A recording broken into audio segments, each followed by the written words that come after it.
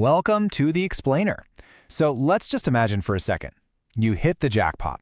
Life-changing money just landed in your lap. What now? Today we're going to break down the actual playbook for what you need to do in the first few moments, months, and years to make sure that money sticks around. I mean, come on, who hasn't thought about this, right?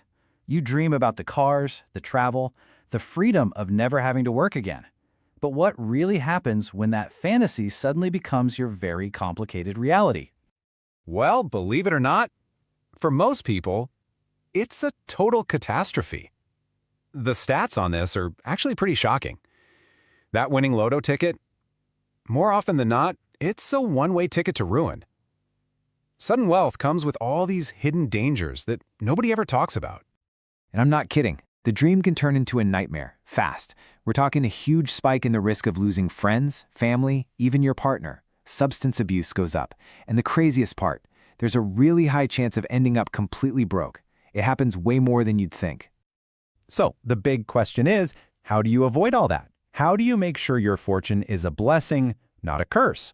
Well, that's what we're here for. We've got a 6-step guide that's going to walk you through exactly how to handle it, and more importantly, how to stay rich.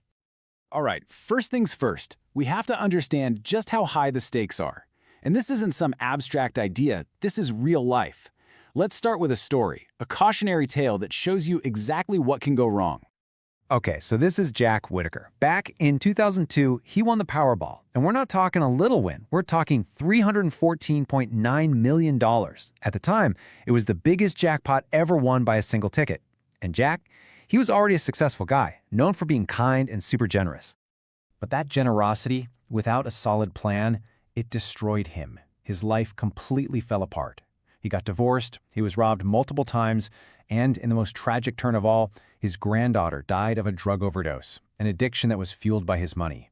He famously said he wished he'd just torn up the ticket. It's a brutal lesson. Just being a good person isn't enough. Okay, that story is heavy, but it brings us to the single most important first move you need to make. Go into stealth mode. Immediately. Absolute, total secrecy is your only defense when this happens. Your mission is to become stealth rich.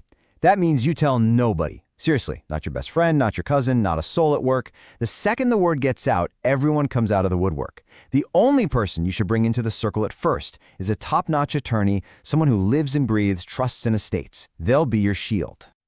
Okay, so you're in stealth mode. Your identity is protected. What's next? You have to fight every single urge in your body to make big, crazy changes. The name of the game right now is to just hit pause. Stabilize everything before you spend a dime. And yes, that means don't march into your boss's office and quit. I know, it's the first thing you want to do. But trust me, being rich with nothing to do all day is a recipe for disaster. It leads to really bad decisions. Give yourself at least 6 months. Keep life as normal as possible. Just let the emotional shockwave pass before you start making life-altering choices. So while you're in that 6-month cooling-off period, you can start doing some financial housekeeping. First up, debt. Any high-interest debt, we're talking credit cards, personal loans, you wipe it out instantly. Think about it. Paying off a credit card with a 25% interest rate, that's like getting a guaranteed tax-free 25% return on your money. It's a no-brainer. Now, cheap debt, like a low-interest mortgage, you might actually hold on to that because you can probably earn more by investing the money elsewhere. Okay, let's talk about the hard part. Maybe the hardest part of this whole thing. Family, friends, and the inevitable moment they ask you for money. Look, the expert advice on this is unanimous and brutal. Just don't do it. Lending money is the absolute fastest way to destroy a relationship. It just makes things weird, it builds resentment, and it almost never ends well. It's way better to have them be a little mad at you for saying no than to have a friendship completely blow up over an unpaid loan. But what if someone you love is in real trouble and you genuinely want to help? Okay, there's a rule for that. A very specific one. Step 1. If you're going to give them money, it is a gift, not a loan. Step 2. You make it crystal clear you never expect to see that money again. And step 3, the toughest one, this is a one-time deal. They can never ask you for money again. It feels harsh, I get it, but this is about being cruel to be kind. It's the only way to preserve the relationship. All right, on to the next rule. And this is the big one. This is the concept that separates the people who stay wealthy for generations from the ones who are broke again in 5 years.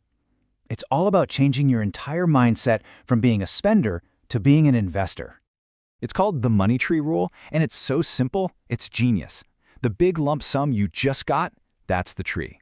You never cut down the tree.